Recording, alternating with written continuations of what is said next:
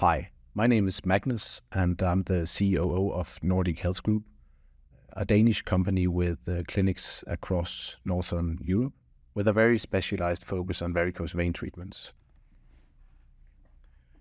Across the globe, varicose veins are regarded very differently, and that's both in terms of how it's treated, who pays for the treatment, but also how varicose veins are assessed and classified by the physician, which ultimately often is the deciding factor in terms of whether a patient is subsidized by either, let's say, a public sector or an insurance company. And I would like to touch upon one of the tools that are often used to assess the indication of treatment of varicose veins, namely the CEAP classification.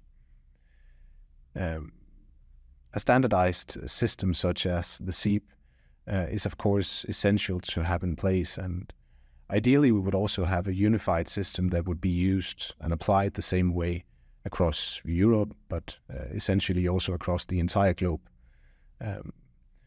Initially, CEAP was, at least to my knowledge, developed as a scientific tool that would allow researchers to compare patients across different populations and box patients with the same visible traits. And therefore, it's a snapshot of the patient's condition, so to say, mainly seen from the physician or a scientific perspective. If we look to Scandinavia and the Scandinavian countries such as Denmark, Norway, and Sweden, in these countries the CEAP classification is commonly used, and the healthcare professionals often rely on it and refer to it when diagnosing and categorizing venous diseases. But within Scandinavia, the CEAP classification has been implemented and is being applied very differently. Of course, the fundamental principles are obviously the same, but the application of it and how it's being used is very different. And of course, the CEAP can be used to compare patients in, let's say, scientific studies, but is also being used to evaluate and grade venous diseases. Like in Sweden, for instance, where it's the main decisive factor in terms of whether a patient would be eligible for a reimbursed treatment. So when you apply a tool such as the CEAP for the purpose of assessing indication for treatment, and you solely look at the 6 different grades, you can easily forget the main purpose of the treatment. I guess in most cases, an increased quality of life. And one has to remember that a change in the CEAP classification after a treatment does not equal a change in the quality of life for the patient.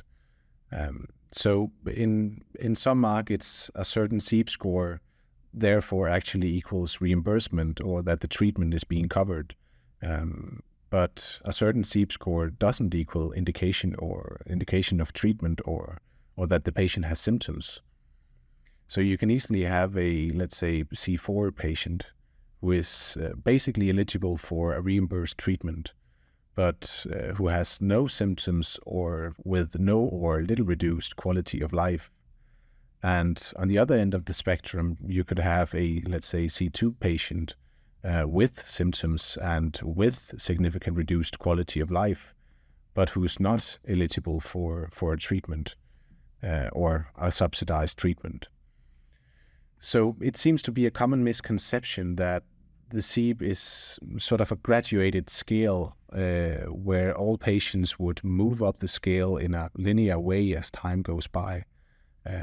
And the same goes for the treatment that a treatment of varicose veins would equal a lower CEAP score. But you cannot just perform a treatment on a, let's say, C5 patient and expect them to suddenly become a C1 patient. We've had a lot of cases where patient has been treated previously, but they are still categorized as a C5 patient, but with no indication of treatment and maybe with no symptoms either, or not any significant reduced quality of life anymore. But they would in principle be eligible for a treatment. And in contrast, at our clinics in Sweden, where we've had many patients being referred from the public healthcare system, we often have to reject patients getting reimbursed treatments simply because they do not meet the CEAP criteria, which in Sweden in most cases are C4 and above, or C3 with thrombosis.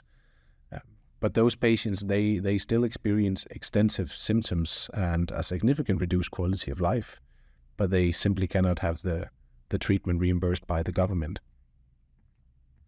So if we compare that to Denmark, we also use the CEAP classification, but we mainly assess the indication of treatment by looking at the symptoms, the so-called HASH-T symptoms. And those are things such as swollen legs, heaviness, soreness, itching, cramps, obviously pain, restlessness, and so forth. So in Denmark, we treat C2 patients with symptoms and above, and that is being reimbursed by the public healthcare system. So you could basically argue that the CEAP classification and how it's being used and applied in many markets is a standardized framework that is being used in a way that it was not built for. And it might even not capture the most important aspects of the condition that the patient has, since it lacks a focus on the patient experience.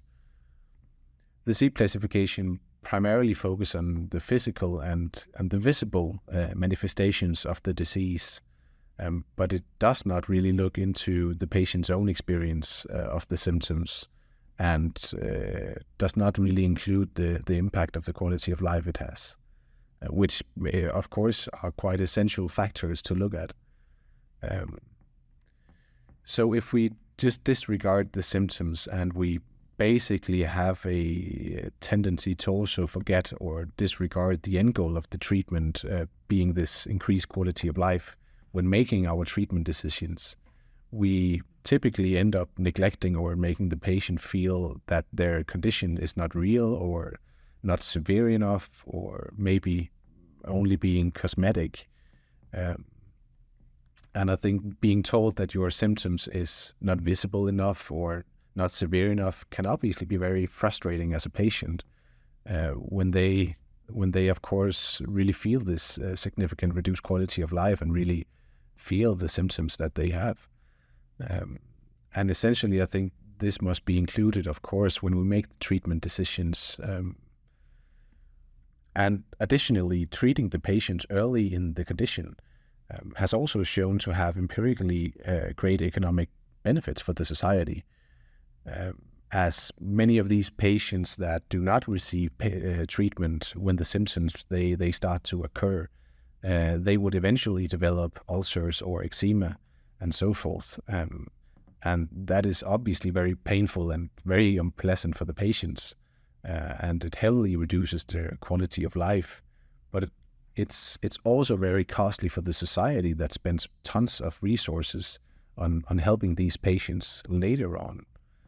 So it seems to be a win-win for all to treat the patients earlier and simply start treating patients with symptoms instead of just waiting until the patients tick the right boxes in a framework or in a scale such as the CEAP classification.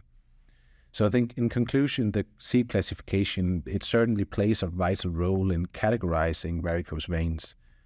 But in terms of applying it as the singular assessment of whether there should be a treatment or not, and whether a treatment should be subsidized, is probably not ideal. And I think many institutions and public healthcare systems and insurance companies, they seem to apply the CEAP classification for a purpose it was simply not built for. Those were my thoughts for today. Thank you very much for your time and for listening.